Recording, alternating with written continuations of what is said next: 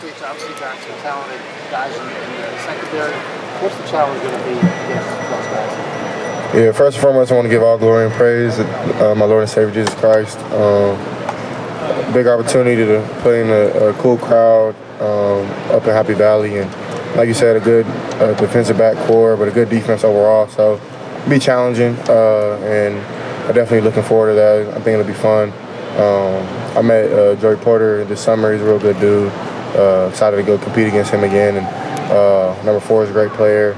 Along with the safeties 2-0, 25. And then in the box, they're pretty good as well. So just excited to get to have another challenge like that is really exciting for me because it's my first time going up there with fans. So I'm excited to play up there, and I'm looking forward to it. Where did you sense any frustration from Jackson on Saturday that you could tell that he wanted to be out there and go play a little bit more in the second quarter, whether it was a pitch count or whatever? What's he been like? Just not better than anybody. Yeah, me and him are really close. I don't want to really disclose his personal information on how he feels, but I could imagine that it's not good. I mean, I talk to him every day, so. But it's not my place to tell his business. So he'll be okay though. He understands that God's working his life in ways that no one else can understand, at least here on earth. So God has a plan for his life that no one else can know, and maybe he's protecting him from something bigger that we don't know about. So that's kind of like the message I've been giving him is just you don't know what God's plan is. So just trust him and understand that everything will take care of itself. He'll be okay. Hey, CJ, not often you see a defense come in and say, we're going to try and stop the run against Penn State, make C.J. Stroud beat us with the pass. That's kind of what Iowa did. You guys adjusted to that well, especially in the second half. Can you get into that a little bit, how they kind of challenged you and then how you stepped up there? Yeah, definitely it was a challenging game, turning the ball over that early. And then kind of really couldn't get a rhythm because we were so up close to the score zone in the red zone. So not a lot of room down there, so didn't have a lot of our plays. But defense, they showed up and showed out. I think that's why we won the game, of course. But like you said, they did a really good job with just kind of stopping our runs and making it physical down there. So my number was called to make plays, and I felt like I did such when my number was called. And of course, I made a couple bad mistakes, but nothing that hindered us from not winning. So I was happy with the win. Of course, always can get better. It's never one game where I look at myself and be like, "Dang, you played perfect." So, and I appreciate the expectations of that, and I'm trying to live up to that, but I would never. So, I'm just trying to lead my team to victory and do as best as I can to make sure that my brothers know I'm there for them. Overall, how do you feel about the running game? Obviously, you guys are a lot more balanced than you were last year. How do you feel about the running game? I think we're great at all aspects for offense. Now, could we be better in every aspect? Yes.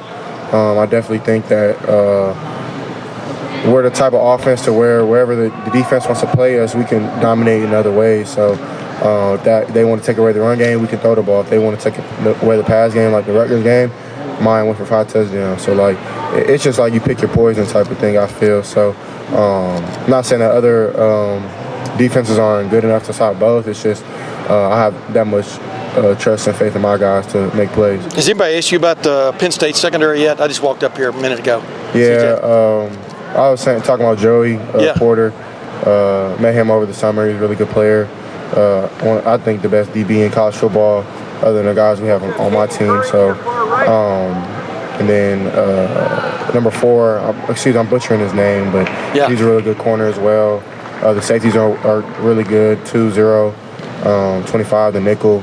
And then they kind of rotate the nickel a little bit. So, and then 23, he's a hell of a player, along with 16, which I know him personally too. He's a real good dude. So, I'm looking forward to going up there and playing against other guys. Yeah, and when somebody's got a great secondary, what is it? I mean, obviously they've got some great athletes, going on. But what is it about the way they play that makes them special? Do you think, CJ? I mean, they're really long and lanky. They have good length to them when it comes to being press man. On film, it's been tough for a lot of people to get open with that. They do a good job with being physical off the line and not just letting you just run. So definitely things that are good things for DBs to take advantage of. So we got to do our part on making sure that we just run clean and crisp routes and try to great body language, but I got to be on time with the throws as well because they do take advantage of not the quarterback not being on time. Do Marvin and Emeka and Julian, and others, but do they buy into this kind of like challenge? You know what I mean? I mean, do you get even more hyped on a week like this when you know what's up? We approach every week the same. I mean, we know this is more of a matchup game to where we're playing a team that is just as equally as good as us. We're always looking forward to playing any given Saturday because we're blessed to be out there. I don't take, at least on my part, I don't take any play, any game lighter than the next because it's people who get up in the morning and can't walk. So I'm gonna take advantage of everything that I can because I'm blessed to get up and run and play a sport and have millions of people watch. So I definitely think my teammates take that approach as well. The NCAA college kind of seminar up in Indy it was a combine, but the NCAA does a thing for the players to come up and learn about. We met with the NFLPA. We met about some. They asked us like some things in school that they can help us with and make it easier.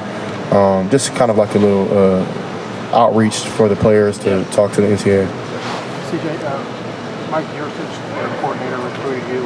What do you remember about his recruitment? Your relationship with him at the time, his love relationship with him? No, I don't have a relationship with Coach Yurcich anymore, but I have a tons of respect for that guy. Definitely, you can tell he's turned that offense around over at Penn State, and I definitely think that he has a great offensive mind. Even when he was recruiting me, that's something that he pitched to me was just how he plays a part into then was the offense at Ohio State. Now he's at Penn State. So, tons of respect for him and his family. Went to his home, met his wife, his kids, great family. So hopefully after the game, maybe get to see him and say hello. But I definitely have a lot of respect for him. CJ, did they do much different defensively, the different coordinator than you prepared for last year? Are there any similarities or differences in what they did? Yeah, it's a little different. I don't want to get into all the details of me, how I've been breaking them down, but it's some similarities because they're so good on the outside, so they're going to run man, but there's some differences in the box and how they kind of have a system as defense. So. Hey, if you weren't playing in this game, would you buy a ticket to watch Marvin Harrison Jr. versus Joey Porter Jr.? Did they play each other? Well, you know what I'm talking about. I mean, did their dads play each other? Yeah, well, I'm sure they probably did. Yeah. I mean, it is interesting, though, isn't it? Yeah, it is. It's interesting, but Marvin is his own person, and I'm pretty sure Joey is as well. They don't want to live off their dad's legacy, and they haven't. They've been dominant with or without, and I'm pretty sure they respect. Of course, they respect their fathers, but I'm pretty sure they probably want to get away from it a little bit. As well. But they're both talented as well, like you were just talking about. Right. I mean, right now is Marvin.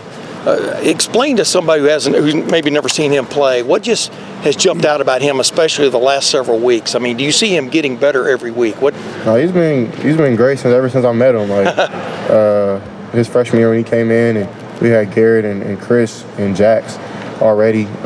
He was shining just like them, if you ask me. Of course, with Mecca as well. And at that time we had J-Mo as well. He was shining as well. So I always knew Marv was gonna be special. It was 1 week fall camp last year where he got hurt with his hammy or something, and you knew that Marv was out. So when he got back, you knew Marv was back. So that's how I kind of figured out, okay, Marv is a really good player because I noticed when he was gone, and he wasn't even starting at the time. So a couple more questions. Julian I think in the off season, he's done a great job with Coach Mick in the weight room and slimming down, but still creating muscle at the same time and just becoming more lean and more agile. I feel he's more elusive than he was years prior. He wasn't anything close to stiff, but he was a big box cut type of route runner where he was not running with speed out using because he's naturally fast, but he was kind of breaking down so hard that his body wasn't allowing him to run away from defenders. So he's worked on that tremendously, and you can tell he can run any route that we ask him to. If it's a corner, if it's a curl, if it's a slant, if it's anything, he can really run it. So I'm super happy for him, and I think he's going to keep being great. saw the press conference from you every game he's played in so far. About at what point this summer, or whatever, did you see that chemistry start to build with him? Honestly, I've had a chemistry with Julian since, since the opening. So, and he was really, honestly, I didn't come to Ohio State for no coach, no nothing. I came for Julian, Jackson, and G, and they were the ones who recruited me along with Legend. Of course, I miss Legend and Ryan and stuff like that. Everybody who left and Mookie, but the guys that I built relationships with in recruiting, it's kind of like it's working out. So of course Jackson's hurt, so it hasn't worked out this year. But I think that's where we built our chemistry. But we used to come up here all the time and just run routes and just get a feel for each other, even when nobody was looking. So. CJ, Julian said that like just something happened after last season that just mentally really bought in. And what have you seen out of him as far as the last couple of seasons in comparison to where he's been at mentally this season with the growth? I mean, on the seem like a different guy to you? Yeah, he has. I think on the spiritual aspect, it's been. I think God showed him a little bit of humility and made him really sit down and realize, like, Julian, I have you here for a reason, type of thing. And I know Julian isn't the biggest not faith guy, but biggest religious guy, and I think he's coming into it though. Just because God will sit you down if you don't realize what He has you in your position for. You know what I'm saying? So, and I went through that in my life where God sat me down and realized, CJ, you're gonna listen to me or you're gonna just sit here. So, I definitely think that Julian has realized that, and I'm not saying that he wasn't a humble guy before. He wasn't a good dude. It's just he realized the work that he has to put in to be great, and he put in that work, and he's become way more. Honestly, he's been becoming a way more better teammate, and he's put the young guys under his wing and make sure that they listen to him and things like that. So I think that's where Julian is coming along. Great. CJ, thank you. Thanks, CJ. God bless. That's it. That's all, folks. Love it.